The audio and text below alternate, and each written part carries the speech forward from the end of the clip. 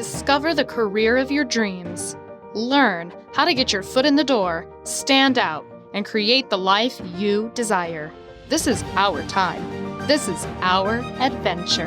I'm Siobhan Colleen. This is Industry Explorers. This is Adam Eskow. So your shift from periodontistry to coaching, like executive coaching, or you're a lifelong learner. So can you describe that journey, that pivotal journey? Did it take a year? Did it take 2 years? Did it take a month? What was that journey for you? Absolutely. When I was saying it's periodontics, and I say that because I actually didn't remember when you were saying that. I was like, yeah, it's periodontistry. And I was like, wait a minute, actually it's periodontic. Like I'm that's how far removed I'm from. I forgot like the field name. So fully calling myself out, daddy brain partially too. Yes. Again, I think to do this and get it kind of the high points here would be when I was in school, going through school. I really loved school because I think part of me loved to learn. So I didn't see this coming. I was like, oh, this is going to be great. I'm going to be a periodontist forever. This is the life. I'll be able to have all the check marks, click, click, click.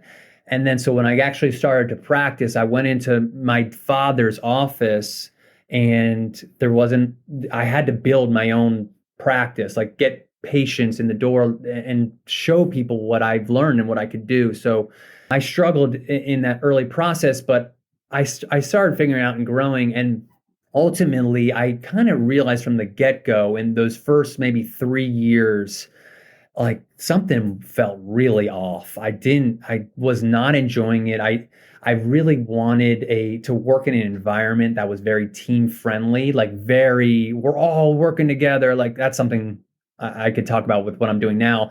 It's led to some things that I'm doing now, but like I never felt like I had that. And I struggled in that. My work environment was not conducive to like what I was really passionate about. And my father and I are cool and we're tight, but we didn't necessarily see eye to eye when we worked together at all.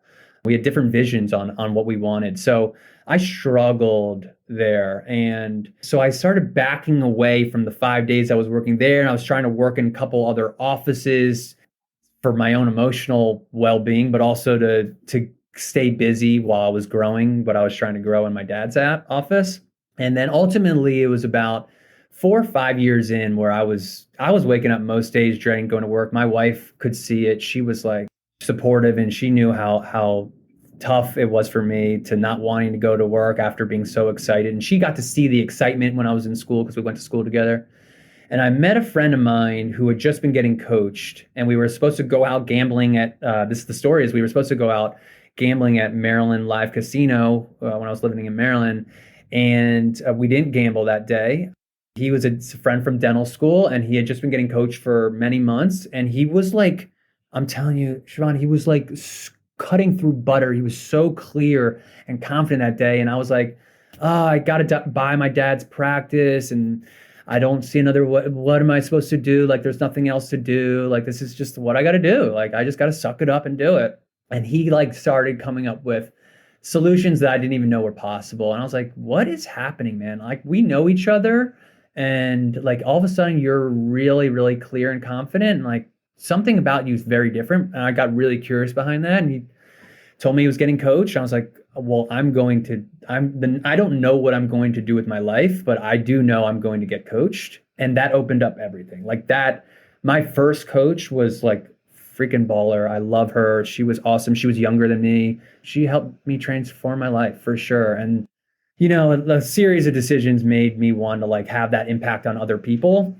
And then since then, I kind of let myself do other things as well. So like, I don't want to just do that all day long. I want to do other things too. So you mentioned that you really like learning. You really liked going to school. Did you ever consider becoming a researcher? Yeah, definitely. For a while, I wanted to research. I wanted to teach. I like teaching. Like I love sharing information. So all of that is still here. Like if I could extrapolate a lot of the stuff that I know and like, you know, share that with people. And I think that's part of research and observation. Like I want to do that. I love sharing information in that way. So I don't know that's specifically what you're asking, but yeah, that charges me up. Yeah, there's definitely a teaching aspect to coaching. Did that friend who helped you with your transition ever become a coach of yours? We have developed a very, so you're asking if he became a coach, and I would say yes, but not in the specific way that you might be speaking to. We have a relationship where we have one of the most safe and loving spaces that we have created with each other, which, how many people can you share like your innermost stuff with and have them do the same and know that you're not going to be judged? It's like, that's so powerful. We've been able to really grow that for each other. So, and with that, and with your question, which is like, does he kind of coach you? I would say he has full permission to give me, this isn't necessarily coaching, but advice. I've given him like, hey, Jesse is his name. Like, if you ever see something that you see that I'm stuck on, or like, share it, like fully share it. I value his opinion. I don't let everyone have that kind of space, maybe intentionally, maybe that's a limiting belief of mine, but yeah, we've developed one of those really unique relationships that I'm really grateful for. You have a great friendship built on a foundation of trust, non-judgment, honesty, communication, and growth. Oof. That's solid. That's right there. That good recap. Yeah. Yeah. I mean, who wouldn't like that? That's deep. Those are meaningful relationships. Mm-hmm. If you could find someone that's, I'm not going to go there, but yeah. You have that relationship with your wife, clearly, because in the 4 to 5 years that you went from being excited about your practice to dreading going to work every single day, that must have been hard on your marriage. How was that journey? It's been I wouldn't say like a roller coaster, because that could sound like it could be interpreted a lot of different ways. It has been awesome and hard. And we went, and I gotten permission to share a lot of these things from her, but think of it from her perspective right now. She knew me as this person in school who was jazzed up. We had a very like, this is what we're going to do. This is what our life is going to look like. These are the unspoken agreements, right? Like, that's the name of the podcast. So we're each going to be this way. And so now I'm going through my hardship and wanting to now really make a change in my life. And it could feel really scary and unstable for her, who knows me as wanting these things, having these values, having these beliefs, and now really questioning a lot of those things. And so we went through a couple years of therapy, and I loved it. I mean, I was like, let's get in there. Let's talk about these things in a safe space, because we didn't really know how to navigate through that. I wasn't good at holding that safe space for her for a long time. And so we weren't able to have productive, hard, meaningful conversations where we each felt safe. And now that's, I think, something that I've really learned how to do and help people do. But it's taken a long time to get to a place where if something comes up for either one of us, we're really checking in and make sure we could enter those conversations and have that safety around there first, so we could really have productive conversations. And yeah, it's taken a lot of time, and we're always growing there too.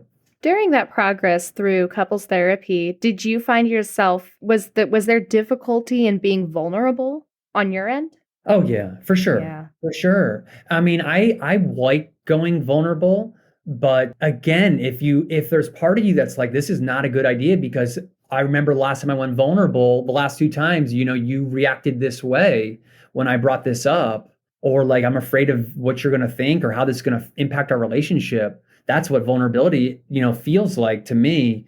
And it is hard and it's scary. And, if you're listening to this, you could be using judgment and discernment to say, like, I'm not ready to go there till I feel like we could have this safe space, and maybe this person, I need to build trust around there. And trust takes time. Like, it just takes time for some people. Not everyone has the capacity to like hold that space. And I don't think that's a bad thing if you're holding on to some discernment, like, do I share X, Y, and Z? But if you could get to a place, and you're interested in getting to a place where you can grow with someone in that way and build like this container, like, the freedom there is massive impact. I have nothing but admiration for you and your wife. It sounds like you guys have a really awesome relationship. And I love that. I really encourage that for everyone. I really think we should allow ourselves to be vulnerable. We should allow ourselves to have empathy for another person. And that could be a whole topic on its own. That could be a whole podcast episode on its own, right? Yeah, no, for sure. For sure. I mean, it was hard. It was hard work. That's the real hard work. You're talking about hard work. Vulnerability is the hardest, it's real hard work, and it's hard for a reason because we got to let go of so much of the stuff that we're thinking is keeping us safe. And it's just, it takes time, it takes time and permission. And in this case, someone else who you can't really control, which again, for a control freak, I'm putting my hand up, it's hard, but it's been a good process. And I'm always looking for ways to grow. So.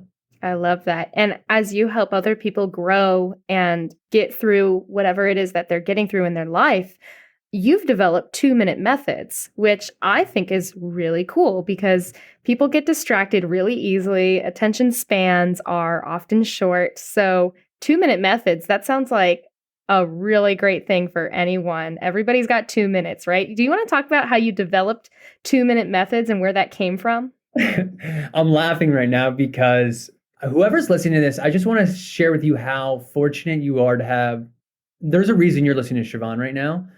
You're brilliant and you do your research, and I'm smiling because I'll share that in a minute. But I just feel like the people that are listening to this, you're getting depth in continuing to come here and listen to, like, she's delivering, like she's interested in giving you, she's so passionate and really interested in giving you something that matters to her. I think that's awesome. And why I'm laughing again, because I'm freaking transparent, is that I created that.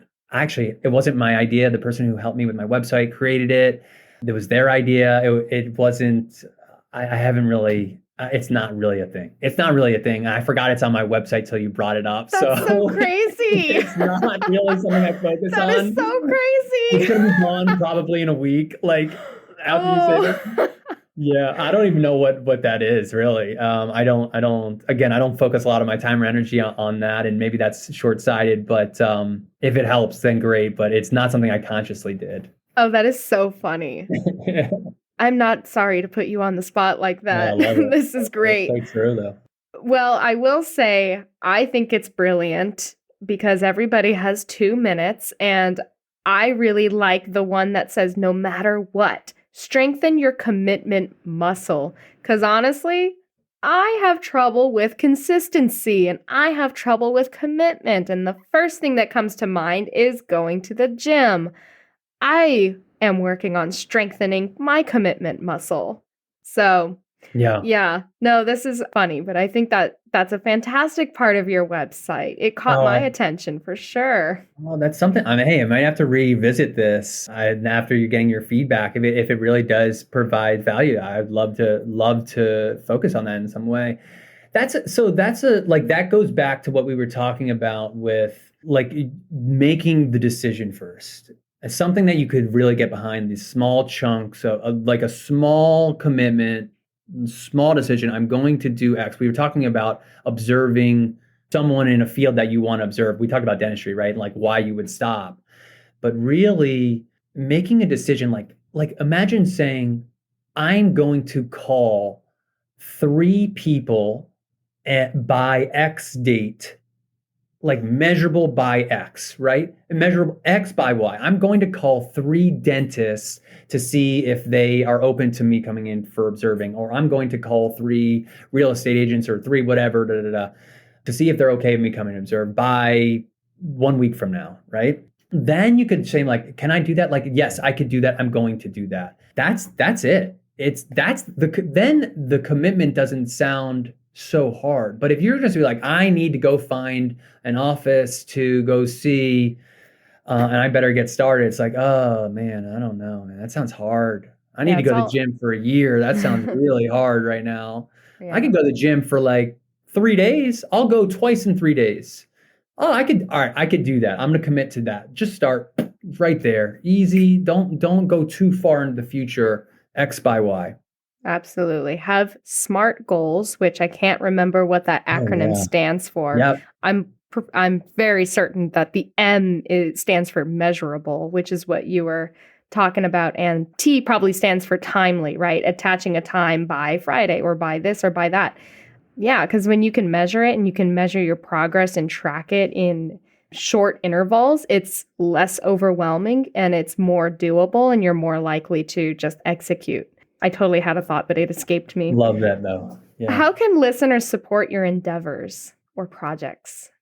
I honestly, I'm removing myself from this, and my first reaction to do this, which I'm actually kind of pumped about, that my now new reaction to that was so aligned with my values. No, I think it's continuing to ask the questions for themselves. What matters to me? What the hardest question for a lot of people is, what do I really want? But if you keep allowing yourself to ask that, I think that could be really powerful, and just going through your own self exploration journey and giving yourself permission to again explore, like you said, industry explorers. Like, this is so cool. This is your life, right? That's what it's about, and you could decide. It's kind of a beautiful thing about choice. You get to decide how you get to live it, and who you get to impact, and how you want to spend your time and energy and money. And so, yeah, it's more for them. It's more for them. I really appreciate the theme of exploring and playing, because exploring to me, I'm going to change my slogan to explore, discover, play, because it's all about exploring and asking those questions that you described through this podcast episode. What do I care about? What do I want? How do I attain it? And when you ask yourself those questions, then that leads to self-discovery. And once you have that, then it's time to go do an action. Have an action. Sometimes that's just playing. Let me try to do this. Let me watch YouTube videos. Let me shadow someone. Let me go on to Skillshare and try something new. Let me go buy a cookbook and just try a random page, go play. Have fun in your self-discovery. And I think that process, when you kind of loop through that over and over again, you're eventually going to get to where you need to be. So with that said, do you have any last minute words of wisdom or topics you want to cover? Anything you want to share about yourself? Gosh, that's like, I could go anywhere with that. It's so good. I'm just thinking about who's on the other end of this as I go there. Getting started is if you're in a place where you're listening to this and you're trying to figure out what's next for me, because whatever you're doing isn't really fulfilling to you, the more you explore that with someone else that can help hold a container for you, it could be a coach, it could be a therapist, it could be a friend, it could be a family member. But asking those questions, if you're willing to go there, right? If this is the right time for you. And sometimes it's like, I just need to accept where I am and not explore that right now. And respect if you're in a place like that. You're just like, listen, I need to keep my head down. There'll be a time for that, and it's not now. That's okay too. But if you're at a place where you're like, I really want to find out what's next for me, then having either the people or the resources or a combination around you to help you navigate that can be really, really helpful for you. And kind of something that just popped in my mind was where we started, which was like giving yourself freedom to pivot, right? You're starting down this path. And is it people get stuck. It's like, is it the path that I don't like, or is it just where I'm at right now? Right. Mm-hmm. There's always that. So is it like, being willing to continue to go out and speak with people and fail. And there's just so much there. There's just so much there to say, but kind of giving you the freedom to explore. Back to that. Freedom to explore. I love that. Freedom to explore and the liberation from letting go of your self-limiting beliefs. I have a call to action for my listeners. Go check out Adam's podcast. I am so sorry. I did forget the name of it. It's the Unspoken Truths? The Unspoken Agreements. The Unspoken Agreements. Yeah. So I'm a very visual person, and even if I forget the name of the podcast itself, I remember the cover art, which is a person holding their finger up in a shushing way, that this is the unspoken. Let me do a little ASMR here. This is the unspoken agreements. I love it. Yeah, go listen to the Unspoken Agreements. I think, there's so much there. When Adam and I are talking about, like, we're opening so many cans of worms in this one episode here, and really all these topics that we're just glossing over, he really gets into depth in his podcast. And if you feel that you need a coach, give him a call. AdamEskow.com. Check it out. Thank you, Siobhan. It's awesome talking with you. I love what you're doing again. You're inspiring to me. Thank you. You inspire me. And I'm curious about the time management coaching thing. Like, back to that just for a second. Like, that sounds awesome. I think sounds really cool. I need to do that. Totally. Yeah, I will share. It's Well Aware Incorporated. And I work with the owner, whose name is Conrad Ruiz. And time management is so much more than blocks of time. It's about, oh my gosh, because it's not just about colorful blocks on your calendar. It's also about optimizing your energy, right? So if I'm going to optimize my energy, I need sleep, I need nutrition, I need exercise. So where in my time do I fit those things in the schedule? And those help optimize my energy to accomplish other challenging tasks. What are my goals? What are the SMART goals that I want to establish for myself? What do I want? How do I attain it? And how do I optimize my processes? I use Notion for everything because Conrad has taught me so many different features in this app. And I have another friend who's done a lot of automation with Slack, which I haven't gotten into yet, but I feel like anytime you can automate a process, it frees up your time to do more, right? I'm also a real big fan of the Stream Deck. It's mainly for streamers, like live streamers, but I use it for productivity. It's a box with a bunch of buttons, and you can assign an action for each button. So I can tap a button, and it sends a message to someone that says, "Hey, I was wondering if you would like to be on my Industry Explorers podcast or live stream. Here's the link." Or if I'm making a social media post, "Hey, be sure to follow, like, and subscribe. Here's the link." And that saves me seconds of typing it out. And those seconds add to minutes, which add to hours. So that's what I've learned in my time management in a nutshell. I love it. Your infrastructure is just building you up for success, and these tools are helping you. Oh, thanks for sharing that. I love it. I wrote down a couple of those things. Thank you. Absolutely. Adam, it was such a pleasure having you on the show, and I really look forward to having more synergy with you because there's so much to learn from you, and I'm really glad we had this talk. So thank you for being on the show. Yeah, thank you, Siobhan. It was a real pleasure on my end too. Thanks for listening. If you enjoyed today's show, be sure to give us a rating and a review. Share your favorite industry insight on your social media pages, and be sure to tag @Industry Explorers. For more Industry Explorers goodies, go to youcanfollow.me/Industry Explorers. That's youcanfollow.me/Industry Explorers.